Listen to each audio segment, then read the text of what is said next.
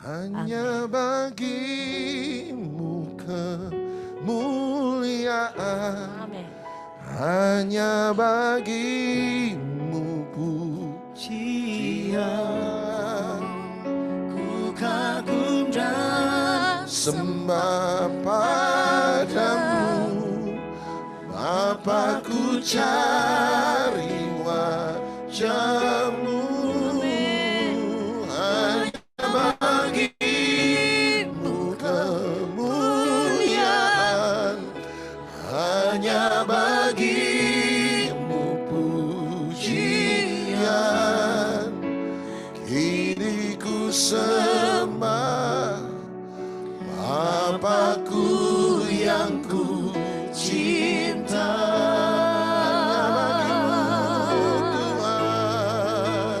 Hanya bagimu kemuliaan, hanya bagimu pujian. Ku kagum dan sembah padamu, Bapa, ku cari wajahmu. Hanya bagimu kemuliaan, hanya bagimu pujian. Kini ku sembah Bapakku yang ku cinta. Dimanapun Anda berada, yuk mari arahkan roh Anda, arahkan hati Anda pada Dia, dan beri segala all the glory, semua yang terbaik dari kita. Beri pada Dia, sebab Dia yang layak untuk menerima segala-galanya. Terima kasih Tuhan. Engkau yang layak, Engkau yang layak, Engkau yang layak. Terima kasih.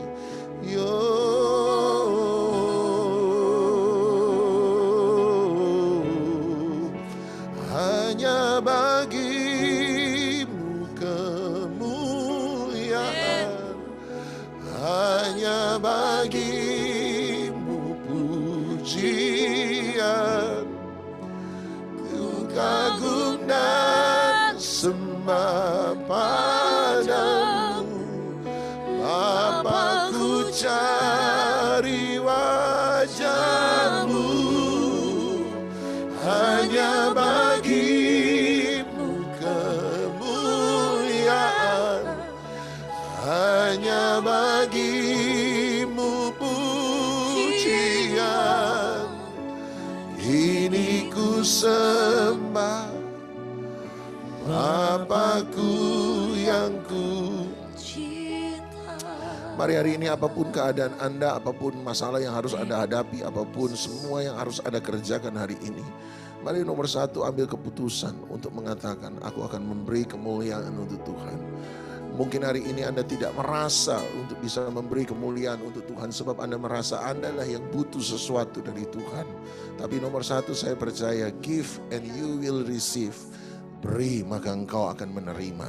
Saya percaya ketika kita memberi yang terbaik bagi Dia, Tuhan akan memberi yang terbaik bagi kita. Bahkan Dia sudah lebih dulu memberi yang terbaik bagi Anda dan saya. Saya percaya kalau kita bekerja untuk Tuhan, saya percaya Tuhan akan kerja bagi kita. Bahkan saya percaya Tuhan lah yang lebih dulu bekerja bagi Anda dan saya. Hari ini naikkan yang terbaik bagi Dia dan katakan, ku sembah Bapakku yang ku cinta.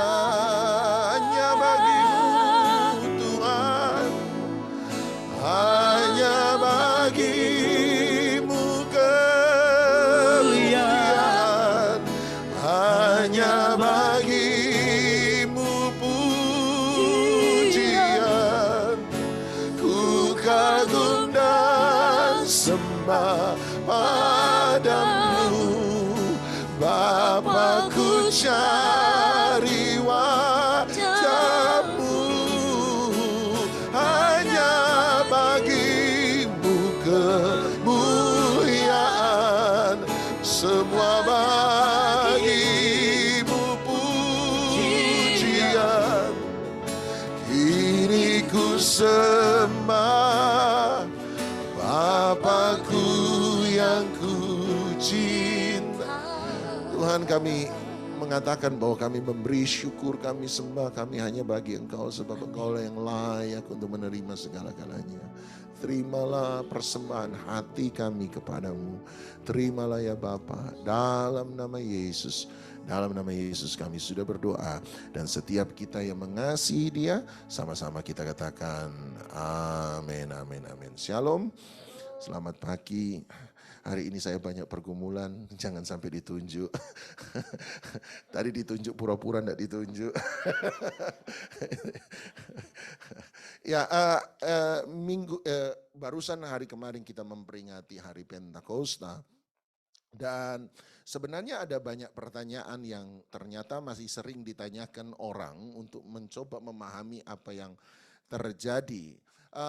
Saya percaya bahwa hari Pentakosta adalah hari di mana kita memperingati Roh Kudus kembali lagi ada dalam hidup setiap manusia, bertahta dalam setiap kehidupan kita. Dan fungsi dari keberadaan Roh Kudus dalam hidup Anda dan saya sebenarnya ada begitu banyak fungsi. Ada banyak hal yang Dia kerjakan dan lakukan dalam setiap kita. Tetapi ada dua fungsi utama yang saya percaya yang dikerjakan Roh Kudus dalam hidup Anda dan saya, di mana semua fungsi-fungsi yang lain dapat dikelompokkan kepada dua fungsi utama itu. Kalau Anda pergi ke 1 Korintus pasal yang ke-14, 1 Korintus pasal 14, 1 Korintus pasal 14 ayat yang pertama misalnya, maka Anda akan menemukan sampai ayat yang kelima, Anda akan menemukan Paulus bicara tentang karunia-karunia yang bagi saya adalah gambaran tentang kerja dan karya Roh Kudus dalam hidup orang percaya. Nah, coba perhatikan dalam 1 Korintus 14 ayat 1 mulai. Paulus berkata, kejarlah kasih itu, kejarlah kasih. Karakter bicara tentang buah-buah roh. Tetapi yang kedua dia berkata, dan usahakanlah dirimu memperoleh karunia-karunia roh. Terutama karunia untuk bernubuat. Dan dia berkata, iya, kejarlah karakter, kejarlah buah roh, karya Roh Kudus dalam hidup seseorang, di mana dia mengubahkan kehidupan kita. Tetapi yang kedua dia berkata, usahakanlah juga untuk memperoleh karunia. The gift of the Spirit, karunia-karunia roh, terutama karunia untuk bernubuat, ayat yang kedua. Siapa yang berkata-kata dengan bahasa roh, tidak berkata-kata kepada manusia, tetapi kepada Allah. Sebab tidak ada seorang pun yang mengerti bahasanya, dan oleh roh dia mengucapkan hal-hal yang rahasia, ayat yang ketiga. Tetapi siapa yang bernubuat, dia berkata-kata kepada manusia, nah perhatikan sama-sama, dia berkata, dia membangun, menasihati dan menghibur. Siapa yang berkata-kata dengan bahasa roh, dia membangun dirinya sendiri. Tetapi siapa yang bernubuat, dia membangun jemaat. Paulus berkata berarti ada dua hal yang dikerjakan Roh Kudus dalam hidup seseorang. Satu, dia bicara soal kasih. Kasih bicara tentang segala sesuatu di mana karya Roh Kudus itu mengubahkan kehidupan kita untuk menjadi serupa dengan Yesus. Jadi karya fungsi Roh Kudus nomor satu menurut saya adalah fungsi Roh Kudus yang menyelamatkan. Sama-sama bilang menyelamatkan. Di dalamnya bicara tentang penciptaan baru, kita sebagai orang percaya untuk menjadi serupa dan segambar dengan Yesus. Itu sebabnya dia bicara soal buah roh. Sebab buah roh bicara tentang karakter seseorang yang dirubahkan menjadi sama seperti Kristus. Misalnya, Paulus paling banyak bicara soal ini. Sebab rata-rata suratan Paulus adalah suratan pastoral. Dan sebagai suratan pastoral tentu saja Paulus akan banyak bicara tentang keselamatan. Bagaimana kita hidup dalam keselamatan, bagaimana kita menjaga keselamatan kita tetap dalam Yesus Kristus. Dan apa yang harus kita alami dalam kehidupan keselamatan itu sendiri.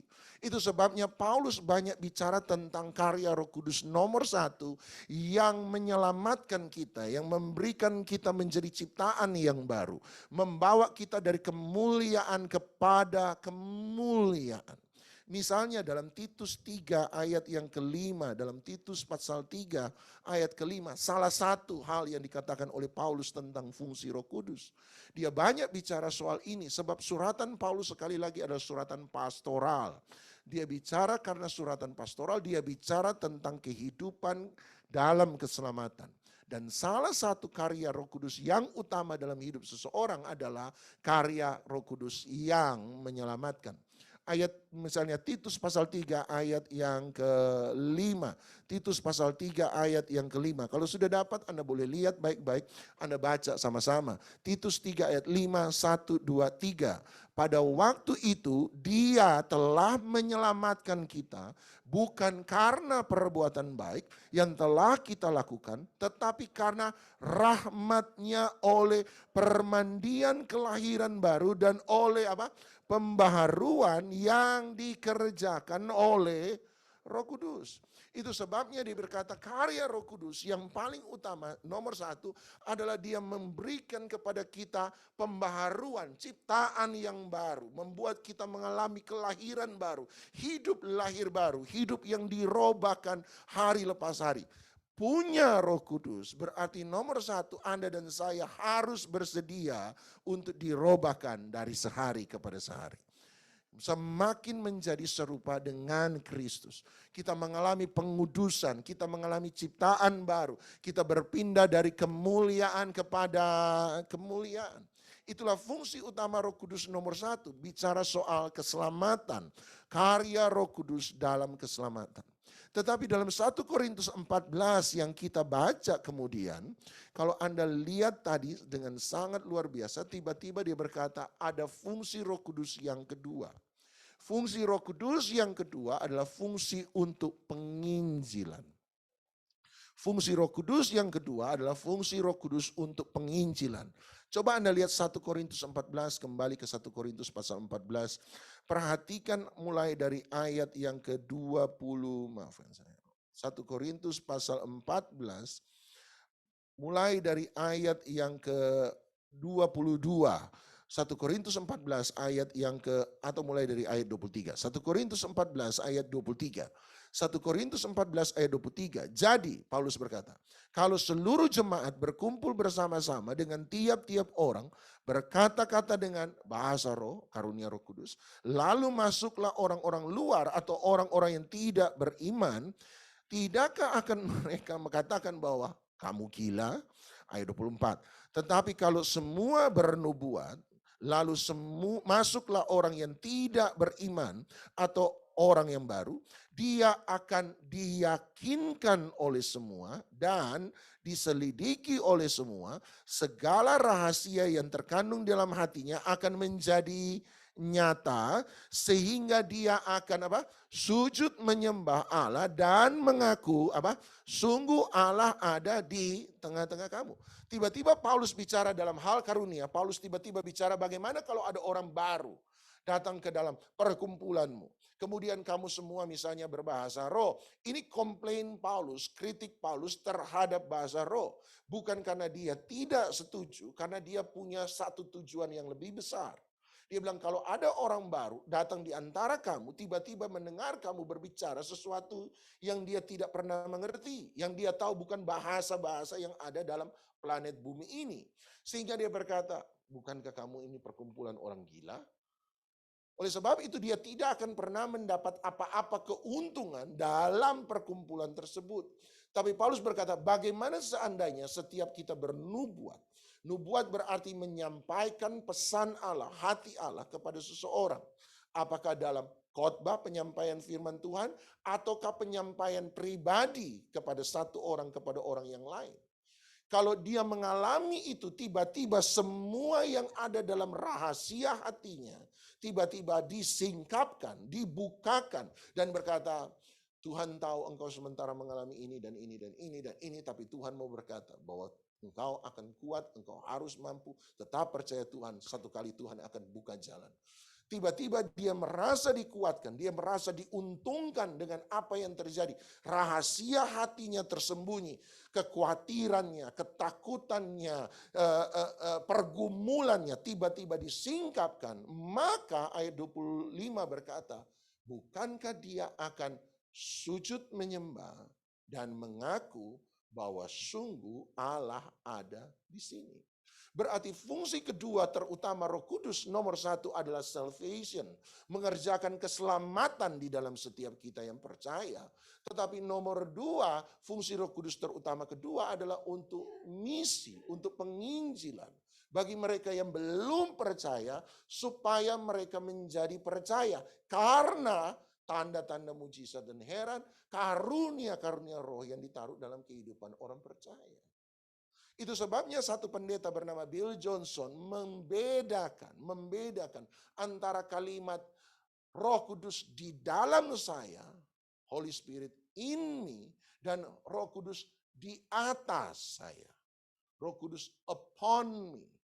Jadi dia membedakan, ada satu pendeta nama Bill Johnson, dia berkata, makanya dia berkata Paulus terutama membedakan penggunaan kata roh di dalam saya, sama-sama bilang di dalam saya, dan penggunaan Paulus menggunakan kalimat Roh Kudus di atas saya, sama-sama bilang di atas saya.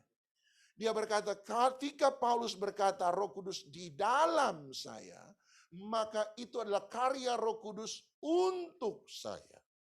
Ketika dia berkata Roh Kudus di dalam saya, dia bicara tentang karya Roh Kudus untuk saya. Roh Kudus di dalam saya adalah Roh Kudus yang menghibur. Penghiburan yang dia beri untuk saya. Roh Kudus di dalam saya adalah Roh Kudus yang menguatkan. Berarti kekuatan yang Roh Kudus beri pada hidup kita adalah Roh Kudus memberi kekuatan untuk saya. Ketika Roh Kudus membawa kita ke dalam kebenaran, mengingatkan kita akan firman Tuhan, membawa kita masuk dalam realita kebenaran firman Tuhan, maka itu dikerjakan Roh Kudus untuk saya. Setiap kali Paulus katanya menggunakan kata Roh Kudus di dalam saya, sama-sama bilang di dalam saya sekali lagi, itu adalah untuk kepentingan saya. Roh Kudus menguatkan saya, Roh Kudus menghiburkan saya, Roh Kudus menuntun saya, Roh Kudus mengangkat saya, Roh Kudus memberi nasihat kepada saya. Segala sesuatu yang dikatakan Paulus menggunakan kata roh di dalam saya adalah untuk saya. Tetapi ketika Paulus menggunakan kata Roh Kudus di atas saya, sama-sama bilang di atas saya, itu bukan untuk saya, tetapi Roh Kudus di atas saya adalah karya Roh Kudus melalui saya untuk orang di sekitar saya. Roh Kudus di dalam saya adalah Roh Kudus yang menghibur. Tetapi Roh Kudus di atas saya adalah Roh Kudus yang menjadikan saya penghiburan bagi orang di sekitar saya. Roh Kudus di dalam saya adalah Roh Kudus yang menguatkan. Tetapi Roh Kudus di atas saya adalah Roh Kudus yang menjadikan saya, memberikan saya kemampuan untuk menguatkan orang di sekitar saya. Jadi ketika Anda dan saya punya Roh Kudus, ketika Roh Kudus berkarya dan hadir dalam kehidupan Anda dan saya, itu bukan hanya untuk saya, tetapi juga supaya dia bisa memakai saya untuk orang lain. Salah satu khotbah yang hilang di antara gereja hari ini menurut saya. Salah satu khotbah yang tidak lagi banyak dikhotbahkan di gereja-gereja institusi hari ini adalah bukan Roh Kudus di dalam saya. Tetapi menurut saya yang banyak hilang adalah Roh Kudus di atas saya. Kita tidak lagi bicara banyak tentang penginjilan. Kita tidak banyak lagi bicara tentang mendorong orang supaya menjadikan kita berkat bagi orang lain. Kita perlu Roh Kudus di dalam saya. Amin. Tetapi sesudah Anda dikuatkan, Anda harus menjadi kekuatan bagi orang lain. Roh Kudus di atas saya. Saya percaya bahwa Roh Kudus harus perlu di dalam saya. Amin. Supaya dia bisa memberkati kita. Tetapi ketika dia sudah memberkati kita, kita juga harus mengalami realita Roh Kudus di atas saya. Supaya lewat hidup kita yang sudah diberkati, kita bisa menjadi berkat bagi orang lain. Dia tidak pernah menarik segala sesuatu untuk diri saya dan berhenti hanya sampai pada saya. Tetapi bagaimana lewat hidup saya pun bisa menjadi berkat bagi orang lain. Dan saya suka tadi 1 Korintus 14 ayat 25. Dia berkata kalau orang itu melihat hal itu, dia akan sujud menyembah Allah dan mengaku sungguh Allah ada di tengah-tengah kamu. Berarti apa arti Pentekost yang sesungguhnya? Arti Pentakosta yang sesungguhnya, Allah ada di tengah-tengah kita. Itu yang saya suka. Sebab itu sejak hari Pentakosta, orang bisa melihat tanda-tanda heran mujizat yang luar biasa.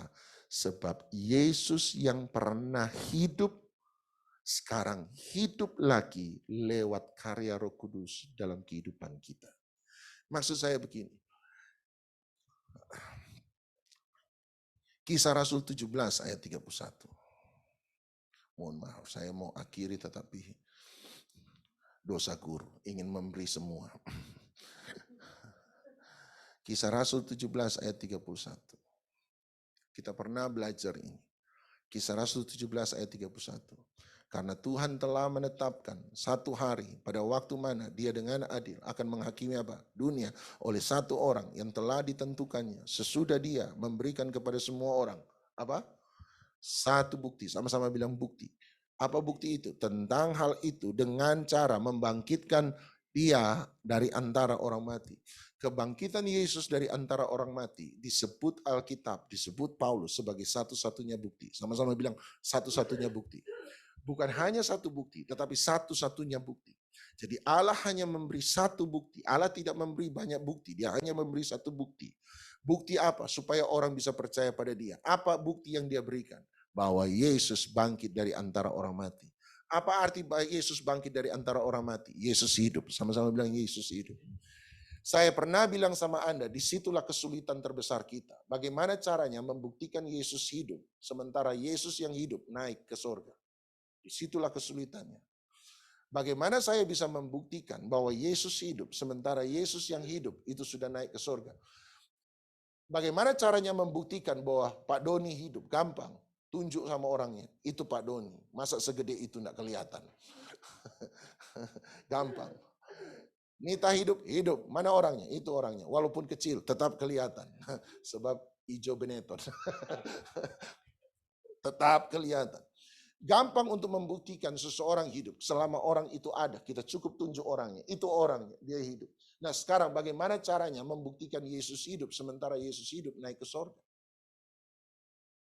Caranya adalah lewat menunjukkan karyanya. Sebab kita bisa membuktikan sesuatu ada sekalipun kita tidak bisa melihat. Itu sebabnya Yohanes 3, Tuhan Yesus bilang sama Nikodemus, Roh Kudus itu ada. Dari mana saya tahu Roh Kudus ada? Sebab Roh Kudus sekalipun seperti angin tidak bisa dilihat, tidak bisa dipegang, tapi bisa dirasakan. Setuju? Berarti Roh Kudus ada. Walaupun kita tidak bisa melihat, walaupun kita tidak bisa pegang, walaupun kita tidak bisa tunjuk, tetapi kita bisa merasakan karyanya dalam kehidupan seseorang. Sampai sini setuju? Berarti saya juga bisa membuktikan Yesus hidup, sekalipun Yesus yang hidup itu tidak ada. Dengan cara apa? Menunjukkan karyanya. Tetapi di situ pun ada persoalan. Kalau saya hanya bisa menunjukkan karya Yesus terjadi 2000 tahun yang lalu, berarti Yesus hanya hidup 2000 tahun yang lalu. Kalau saya tidak bisa menunjukkan karya apapun yang Yesus lakukan hari ini, berarti Yesus hanya hidup 2000 tahun yang lalu dan dia tidak ada lagi hari ini. Semoga Anda mengerti. Sampai sini ngerti? Oleh sebab itu saya harus bisa menunjukkan bahwa Yesus bukan hanya berkarya 2000 tahun yang lalu, tetapi saya juga harus bisa menunjukkan bahwa Yesus yang sama masih melakukan karya yang sama hari ini. Sebab dia masih hidup hari ini. Saya lihat muka-muka Anda, muka-muka tidak mengerti. Ampunilah mereka ya Tuhan. Saya bisa membuktikan sesuatu tidak ada, tetapi tidak terlihat, tetapi ada. Bukan tidak ada, tidak terlihat, tetapi tetap ada. Udara. Dengan cara menunjukkan karya, menunjukkan dampak dari keberadaan udara itu. Sekalipun udara tidak bisa melihat, tapi dampaknya ada. Kita masih bisa bernafas. Kita masih bisa merasakan hembusan angin. Sama untuk membuktikan Yesus yang tidak terlihat. Itu mudah. Kita harus bisa menunjukkan karyanya. Tetapi persoalannya kalau kita hanya bisa menunjukkan karya Yesus berhenti sampai 2000 tahun yang lalu, berarti kan Yesus hanya ada sampai 2000 tahun yang lalu. Kalau Yesus yang tidak kelihatan, yang saya katakan ada tapi tidak kelihatan, saya tidak bisa menunjukkan karyanya hari ini, hanya karyanya 2000 tahun yang lalu. Oh, dulu dia menyembuhkan orang buta. Pertanyaannya, hari ini apakah dia masih menyembuhkan orang buta? Kalau saya tidak bisa menunjukkan karyanya hari ini, berarti dia hanya sampai 2000 tahun yang lalu, dia tidak ada hari ini. Itu namanya mati. Dia mati. Selesai di sana. Kalau saya bicara, oh papa saya sudah meninggal. Dan saya hanya bisa berkata, dulu papa saya begini. Dulu papa saya mengajar saya begini. Dulu papa saya melakukan ini. Berarti papa saya hanya hidup di waktu yang lampau. Tidak hidup hari ini. Sebab karya perkataannya hanya berhenti sampai di hari lampau. Oleh sebab itu saya lewat Roh Kudus harus bisa menunjukkan Yesus yang tidak kelihatan tetap ada hari ini. Hidup, sama-sama bilang Yesus hidup. Bagaimana caranya? Saya harus bisa mampu menunjukkan karyanya tidak berhenti 2000 tahun yang lalu, tapi karyanya tetap berlaku sampai hari ini. Kalau saya bisa membuktikan pada orang bahwa Yesus bukan hanya menyembuhkan orang buta dulu, tapi hari ini Yesus tetap bisa menyembuhkan orang buta, berarti mereka akan tahu walaupun mereka tidak bisa melihat, tapi Yesus itu ada, Yesus itu hidup. Fungsi Roh Kudus adalah lewat kita, dia mengaktifasi, memanifestasikan keberadaan dan karya Kristus dalam setiap hidup Anda dan saya. Sehingga ketika kita lihat dulu Yesus menyembuhkan orang tuli, hari ini lewat karya Roh Kudus, kuasa Roh Kudus, kita tetap bisa melihat orang tuli disembuhkan. Kalau dulu yang mati bisa dibangkitkan, hari ini kita harus percaya bahwa kematian orang juga tetap dia bisa bangkitkan. Kalau dulu dia pulihkan mereka yang rusak, hari ini dia juga harus bisa memulihkan orang yang rusak. Berarti saya percaya bahwa Yesus bukan hanya berkuasa di waktu lampau, tapi Yesus tetap berkuasa hari ini dan sampai selama-lamanya. Itulah cara saya membuktikan kepada orang lain bahwa Yesus ada, Yesus hidup sekalipun Yesus tidak terlihat. Karyanya ada dalam saya, karyanya ada dalam hidup orang lain. Sampai satu titik mereka berkata, sungguh Allah ada di tengah-tengah kami. Dan itu yang saya percaya dari hari Pentakosta. Bahwa Allah Tuhan hadir di tengah-tengah kita. Tidak kelihatan, tapi dia ada. Tidak kelihatan, tapi dia tetap berkarya. Kalau dulu dia tolong orang lain, hari ini dia tetap sanggup menolong Anda dan saya. Sampai selama-lamanya dia sanggup untuk menolong kita. Kalau yang dulu dia sanggup buat mujizat, hari ini tetap dia sanggup untuk buat mujizat. Sampai selama-lamanya dia sanggup untuk buat mujizat. Karena yang di sini sudah bilang haleluya amin, tugas pendeta selesai. Mari kita datang pada Tuhan.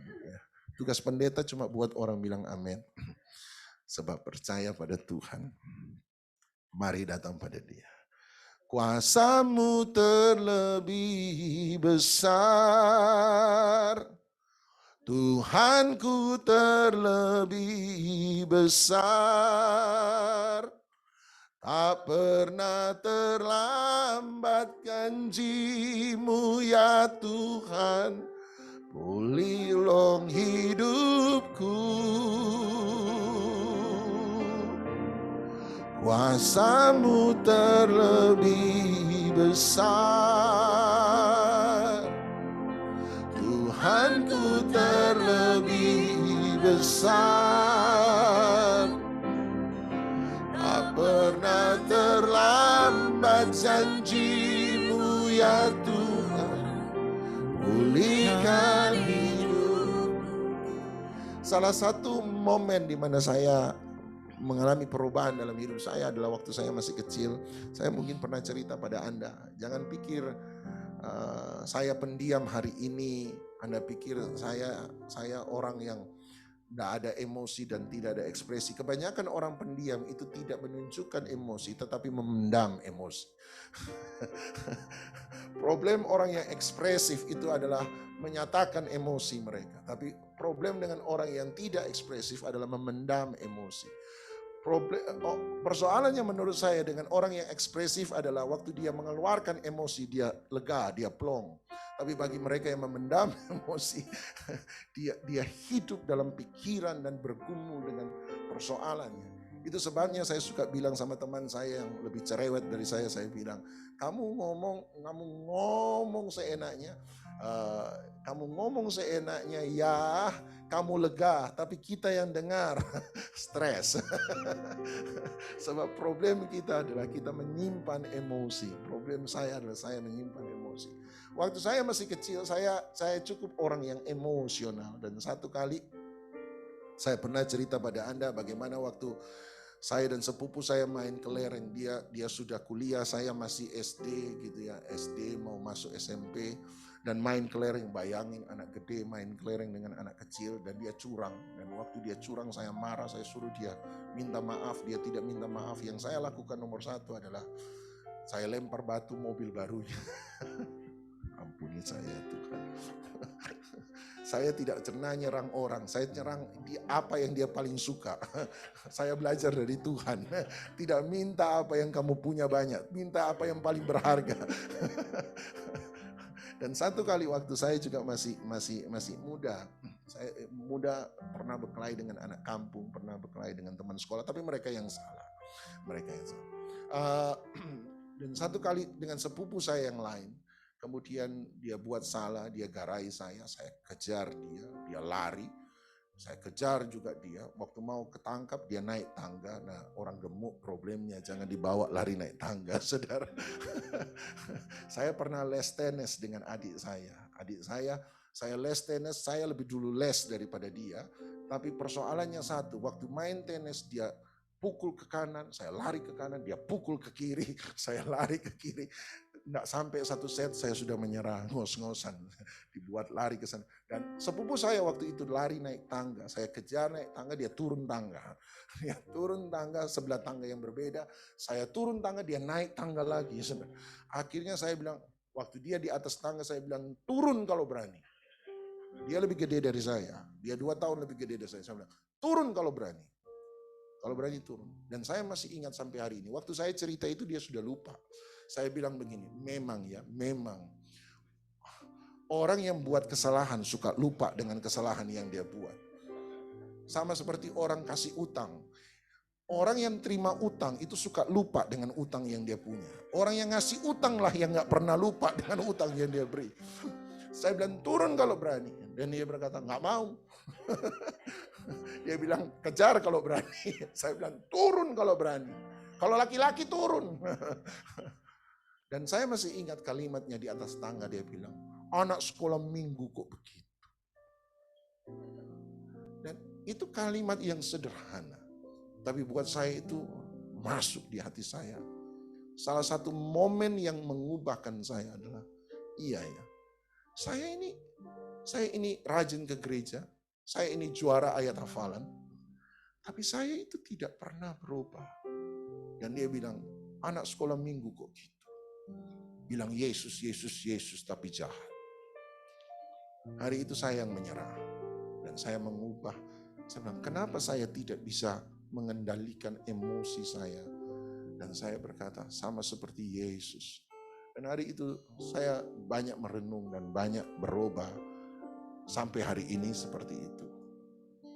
Dan buat saya, supaya Yesus yang ada di dalam saya. Kalau Anda dengar kesaksian saya, kok bisa ya? Kok bisa begitu kalau benar? Kenapa bisa begitu? Jawabannya satu. Sebab Yesus ada di dalam saya. Dialah yang mengubahkan saya. Kalau kekuatan saya hanya sementara, itu tidak akan bertahan lebih dari 1 tahun. Saya akan baik sehari, saya akan baik 2 hari, saya akan tahan emosi seminggu, 2 minggu. Tetapi ketika Roh Kudus mulai bekerja dan mengubahkan saya, hari ini saya lebih bisa mengendalikan banyak hal dalam hidup saya. Bahkan ketika orang lain salah, saya belajar, saya yang lebih dulu minta maaf. Kok orang lain yang salah, kok kamu yang minta maaf? Ya, supaya masalahnya cepat selesai. Daripada nunggu dia kelamaan minta maaf, lebih baik saya minta maaf. Selesai cerita, maafkan saya, mohon maaf saya yang salah. Oh iya Pak, enggak apa-apa, selesai. Buat saya selesai. Dan hari itu saya mulai banyak berubah. Itu saya percaya itu karya Roh Kudus. Dan orang hadir dan berkata, kok bisa? Jawabannya, sebab Roh Kudus, Yesus hidup di dalam saya lewat Roh Kudus. Dialah yang mengubahkan saya. Seperti dia mengubahkan Sakeus. Dia masih ada hari ini. Dan dia sanggup untuk mengubahkan saya. Hari ini yuk mari datang sama Tuhan. Bersekutu dengan tubuh dan darah Kristus. Supaya sungguh-sungguh kita mengalami Kristus dalam kehidupan kita. Mari kita datang pada dia. Siapkan roti perjamuan dan anggur perjamuan Anda. Kuasamu terlebih besar. Daripada emosi Anda, daripada sakit hati Anda, daripada kekecewaan Anda, dia lebih besar. Dia lebih besar. Oh, tak pernah terlambat janjimu ya Tuhan menolong hidupku.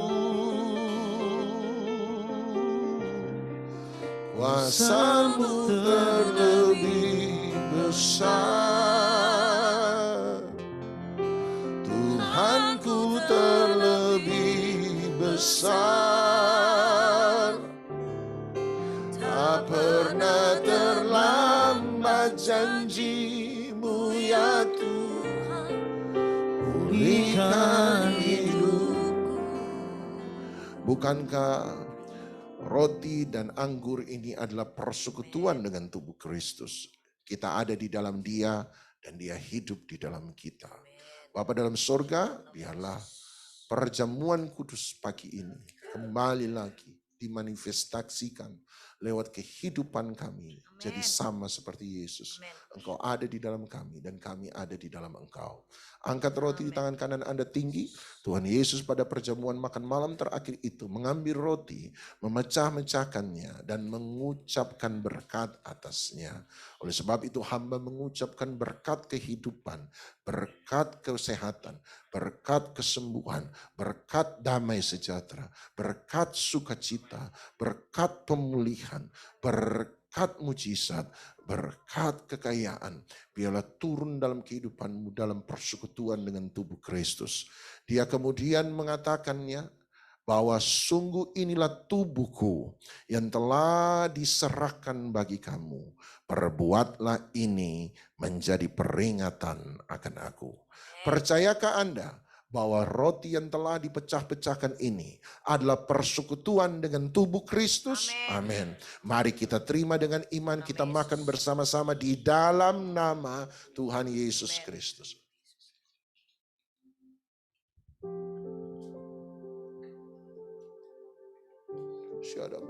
Terima kasih Tuhan, Engkau baik, kami terima mujizat, kami terima kekuatan, kami terima kesehatan.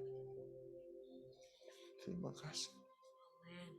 Angkat cawan di tangan kanan Anda tinggi. Yesus kemudian mengambil cawan anggur, mengucapkan syukur atasnya. Terima kasih Tuhan.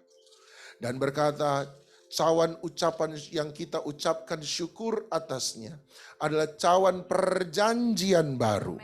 Darahku yang telah ditumpahkan untuk pengampunan dosa semua orang. Percayakah Anda bahwa cawan anggur yang kita ucapkan syukur atasnya adalah persekutuan dengan darah Yesus? Darah yang mulia, darah yang luar biasa, darah yang berkuasa, darah anak domba Allah yang tidak bercacat celah. Kalau kita percaya, mari kita terima dengan iman, kita minum bersama-sama di dalam nama Tuhan Yesus Kristus. Mari kita mengucap syukur. Terima kasih Tuhan, terima kasih. Engkau baik, Engkau baik, Engkau baik, baik. Biarlah kami ada di dalam Engkau dan Engkau ada di dalam kami. Sebab lewat hidup kami, orang menyadari Tuhan ada di tengah-tengah kami. Biarlah Kristus ditampilkan keluar. Yesus bisa dilihat lewat hidup kami. Tuhan Yesus bisa dilihat dalam segala kebiasaan kami, dalam setiap canda kami, dalam setiap percakapan kami, dalam setiap kehidupan kami, pola hidup kami benar dapat menjadi berkat bagi banyak orang. Terima kasih Tuhan, terima kasih. Engkau luar biasa, terima kasih. Jadikan aku indah yang kau pandang mulia, seturut karyamu di dalam hidupku. Ajarku berharap hanya kepadamu, taat dan setia kepadamu. Tuhan, jadikan aku indah yang kau pandang mulia, seturut karyamu di dalam hidupku. Ajarku berharap hanya kepadamu, taat dan setia kepadamu. Tuhan, sekali lagi katakan, jadikan aku mulia, seturut karyamu di dalam hidupku. Ajarku berharap hanya kepadamu, taat dan setia kepadamu. Biarlah Roh Kudus membentuk kita semakin serupa dengan Kristus. Makin indah dan makin indah dan makin indah dan makin indah. Dan lewat hidup kita yang dirobahkan sungguh-sungguh menjadi berkat bagi banyak orang. Oleh sebab itu terimalah segala berkat daripada Allah Bapa, cinta kasih sayang dan syafaat daripada Tuhan Yesus Kristus. Persekutuan, penghiburan, kekuatan, sukacita, damai sejahtera daripada Roh Kudus menyertai kita sekalian. Mulai daripada pagi hari ini sampai selama-lamanya. Di dalam nama Tuhan Yesus Kristus, yang percaya dilawat diberkati Tuhan, sama-sama kita katakan amin.